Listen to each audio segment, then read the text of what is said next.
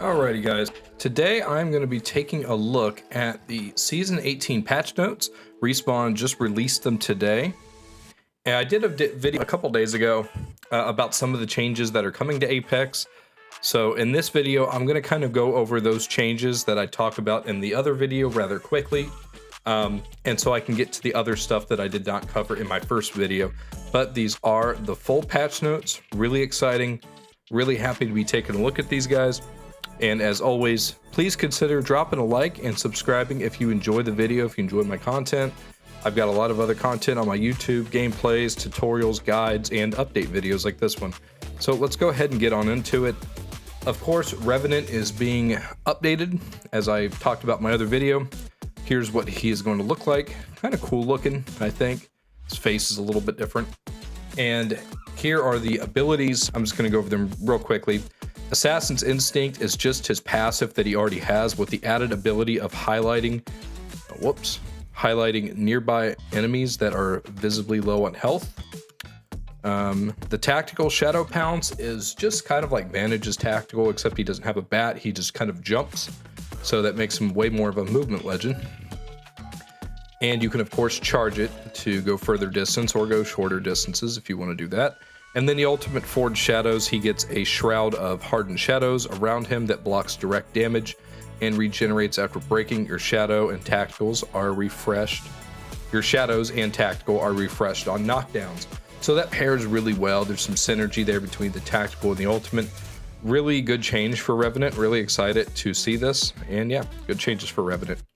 The map rotation, so excited. We're gonna have Broken Moon, Kings Canyon, and Olympus. I could kind of take or leave Broken Moon. I don't really care for it. Kings Canyon and Olympus are god tier. Both maps are great. So this is really exciting. I really hope they stop doing Broken Moon and Storm Point at the same time. They got to stop doing that.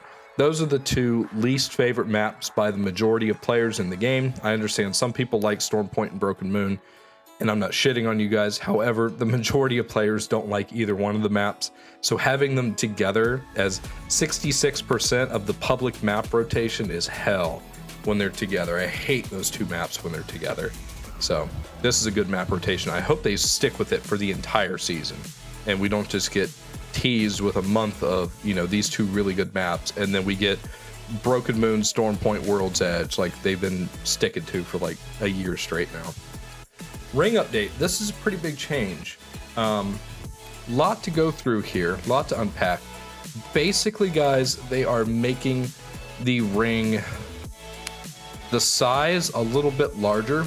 As you can see right here, ring 1 has an increased size per map, resulting in a 20% larger ring. No other ring sizes have changed. So ring 1 is going to be larger, but every other ring is going to basically close faster and do a little bit more damage minus ring 4. Ring 4 damage actually got reduced 20 to 15. That's still huge. You still can't play around with 15 damage per tick.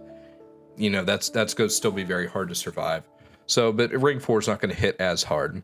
But basically all of the rings are going to shrink faster. As you can see here, the pre-shrink time has been reduced.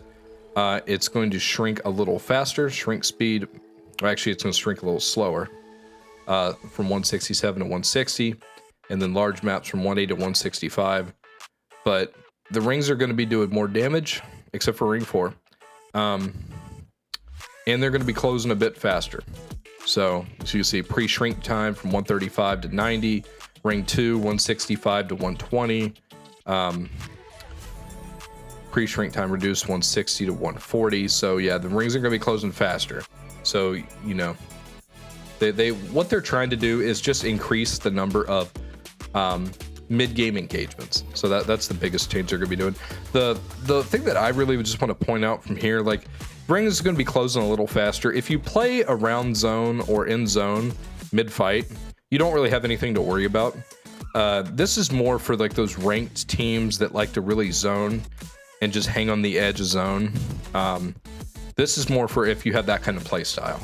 Just know rings are going to be closing a lot faster and they're going to be hurting. So biggest change I want to note is ring 2 the damage is going up from 3 to 4.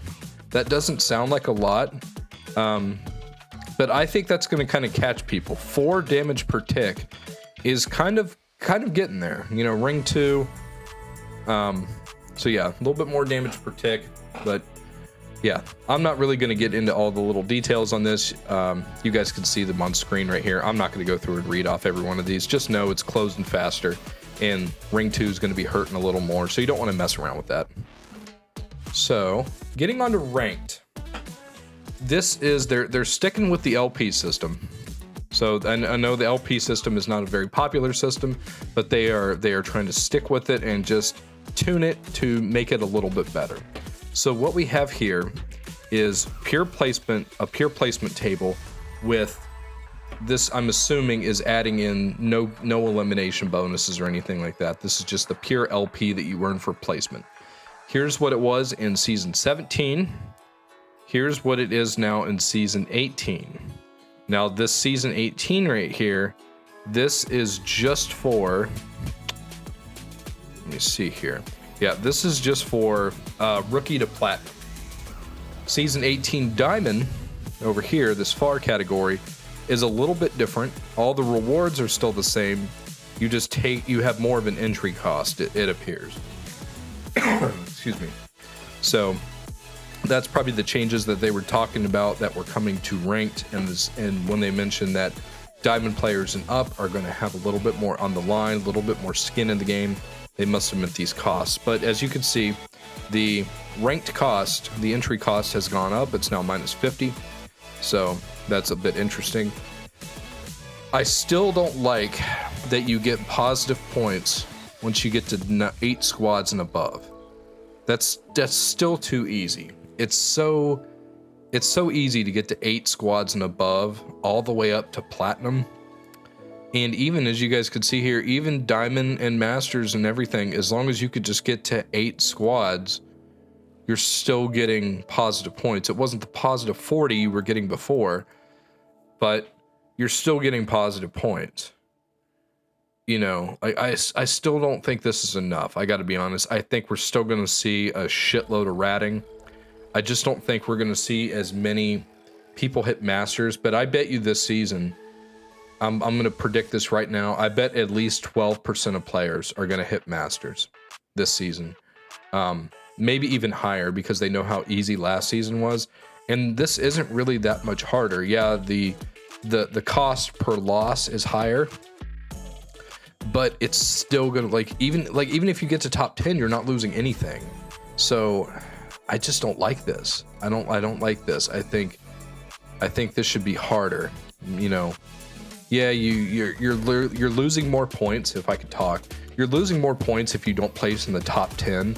But like, ratting is not hard to do. You know, you can consistently rat to 7 or 8 squads damn near every game if you're decent enough at just playing the game and you know how the maps kind of work.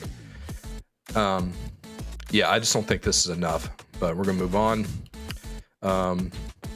This is just saying that they have tried to fix the elimination bonuses and the LP system. I'm not really going to get into this because they don't really provide a lot of detail. It's just skill and rating bonuses have been dramatically reduced, and elimination bonus is exempted from bonus withholding due to mismatched MMR and LP.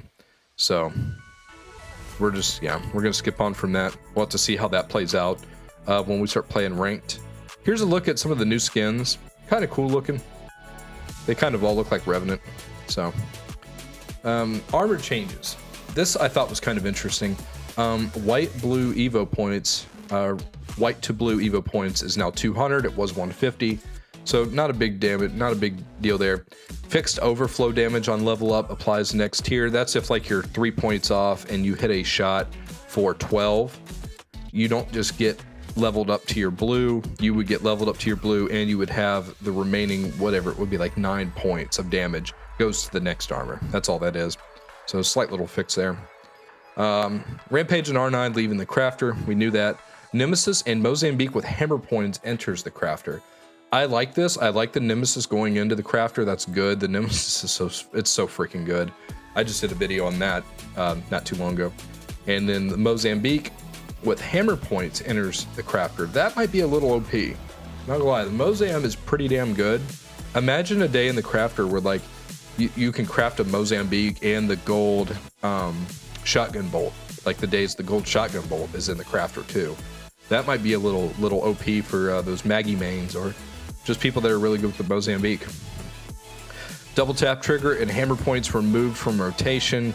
I don't understand why they do this. And then the boosted loader and disruptor rounds added to rotation. Why don't we just put them all in? I don't get it. Why don't we just put all of them in? Why do they need to be on rotation? Because I'll be honest, I think the boosted loader is hot garbage. It doesn't hurt the gun, but it doesn't really help it. The disruptor rounds are good. Hammer points are good. You know, the double tap is it's okay. Boosted loader is, I think it's worthless. Well, it's not worthless, but to be a gold hop up, you know, I guess we don't have purple hop ups anymore. So, whatever. Good news for those boosted loader and disruptor fans. Now this is really interesting. The Hemlock is coming back to the floor, and this is talking about how this is how it's going to be on the floor. The damage is going to be 22. That is insane. That is a huge buff to the Hemlock. Huge buff. The headshot multiplier is still 1.75. It was 1.8. That's hardly even going to be fathomable. 1.8 to 1.75, but have a damage of 22 on the ground. Man, the Hemlock might be running things this season. You're gonna have to keep an eye out on the Hemlock, man. That's insane. Prowler is going into the care pack. Damage getting a little bit of an upgrade, and you can go select fire. Oh, that's okay. Gold weapon, Hemlock PK, alternator, rampage, charge rifle. Keep an eye out for these two if you find them. Actually, really, these three, if you see them gold, because these two, the PK and the alternator, are going to have the disruptor rounds, and then the Hemlock is just going to be disgusting. I hate this change. The loot spawn changes. I hate this. I hate this. I hate this. I hate this. Blue and purple armor spawn rate reduced by 30%. Holy shit. That is a big change. Man, that's a big change. That's really going to hurt people that rat in ranked. And the people that aren't taking fights and just upgrading their armor through getting damage and taking fights. Man, those rats, they're going to be getting to the game with like whites and blue armor. They're not going to be finding purples. So that, man, those rats are not going to have, they're not going to have a fighting chance. Maybe that's why Respawn did this, is they want people to fight more to get their armor upgraded. And then blue and purple weapon attachment spawn reduced by 20%. Don't really care for that either. But just have a Loba on the team to help you get those attachments and armor. The charge rifle rework, I went ahead and covered that. It's no longer hit scan. It's only going to be really good at like medium to long range. As you can see here, it gets stronger the further you shoot the projectile. So up close, off drop, you're not going to be running a charge rifle. Not that you wanted it before anyways. So the trigger mechanics are a little different. You have to hold it down now all the way to get the full charge. It only fires on full charge. Not really going to get into that. They added sniper mags. So here's what the mag size is going to be: 4, 5, 6, and 8. Ammo consumption is down to 1. It was 2. And the reload time is a little faster. Nothing really to worry about there. The SMGs. The strafe speed has been nerfed for all of them, from 0.85 to 0.75. Again, that's not a huge decrease, but it's probably going to be slightly noticeable. And then the headshot was reduced from 1.5 to 1.25. That's a headshot multiplier. I think this is a fine change. I don't really agree with this. We'll have to see how it feels. But the SMGs are supposed to be the best at close range, so they should have good strafing speed, I think. But we'll have to see how that is. R9 gets a pretty good nerf here, not gonna lie. And it's really just the ammo capacity. The vertical recoil is going to be increased, but I don't think that's going to even be much of an issue, because the R9 is a very close range weapon. Of course, if you master it, you can use it at sort of further range, but yeah, so it got reduced pretty good on the mag size. All these magazine sizes are smaller, and especially off rip, only having 17 rounds at 12 damage around. That's not a lot of overall mag damage potential there with the R9 until you start to get like a blue and a gold mag. Even the white mag, 20 rounds, that's not a ton. So yeah, R9 got a bit of a hit here. I'm thinking maybe the car might be the SMG to be running this season. Probably the car and the alternator, since Prowler is going into the care pack. R9's getting a nerf. Really, the car, the Volt, and the alternator are the only ones that are going to still be similar. In fact, the alternator is going to be even better because of the disruptor rounds. Spitfire's getting a barrel's a stabilizer. I don't know why they ever took the barrel stabilizer away from it. It was fine. ADS recoil improved. Hipfire spread slightly improved. They got to be careful with the Spitfire. Any slight little improvement like this can really make the Spitfire overpowered, and we all know how the Spitfire has been over certain seasons in Apex past. So I would have probably stopped with just adding in a barrel stabilizer. I don't think it needed improved hipfire or improved recoil improvement. Like I would have just left these two off and just added in the barrel stabilizer. That's all that this needed. Mastiff got a slight buff. This is just talking about the boosted loader and how much extra ammo you're going to get in the Hemlock and the Wingman 9 and 3 rounds. Nothing crazy. The disruptor rounds. This stuff's kind of wild. You know, having that much extra damage for the alternator is insane. And then check this out. The PK. 25% extra per pellet. That is crazy.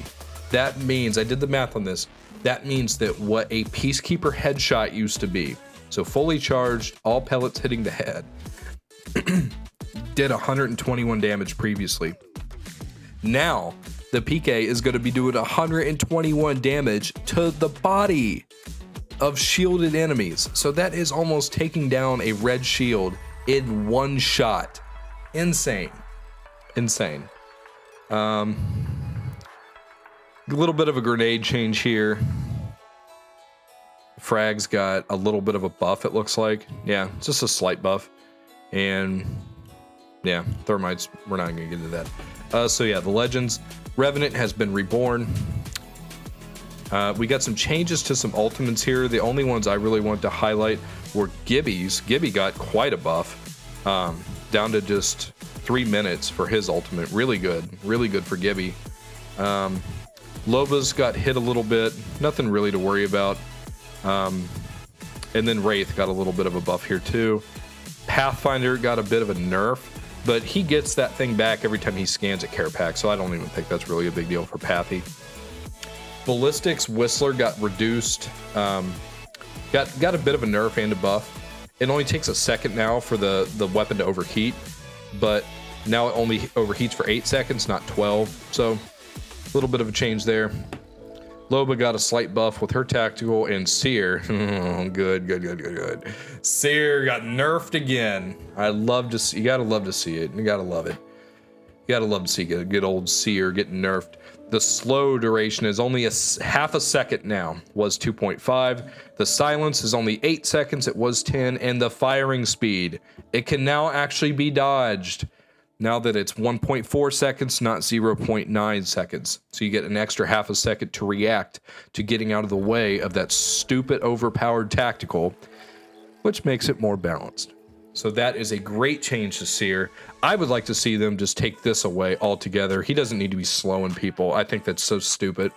I think the silence was fine at 10 seconds. The firing speed, I think, is a good change. I really don't think this needed to be changed as long as they just got rid of this. It does not need to be slowing you down. But, like, at 0.5 seconds, that's not even going to do anything now. That's just going to be an irritant when it hits you. 2.5 seconds, that's enough time for a decent Seer to make a play. Half a second, and unless he's, you know, right around the corner on you, that's not really going to be even doing much. So, good changes to Seer. Broken Moon got maps added to Mixtape. We're not really going to get into that. Rat spots removed on Broken Moon and Kings Canyon, so that's good. This is just saying right here that the crafter and the survey beacons and shit and the ring consoles are going to be spread more evenly around the map, not the same POIs always getting them. Control got some changes. Really not going to get into that because, you know, it's Control. Yeah, we have some bug fixes here too. I'm just going to leave this on screen for a second. Go ahead and pause the video if you want to read those. Not really going to get into those. They're trying to fix the audio again. I don't think that's ever really going to happen, but they've got some audio fixes in here. Nothing too crazy. And then these are all just bugs and stuff, bug fixes. Yeah, so that's really all of the changes. I think we have some great changes here. I like the nerf to Seer. I wish they would nerf Horizon, to be honest. And I think the Hemlock is going to be insanely overpowered along with the Peacekeeper and the Alternator this season. All of those guns are going to be amazing. So that's all I have, guys. I hope you enjoyed the video. Take it easy. I'll see you in the next one.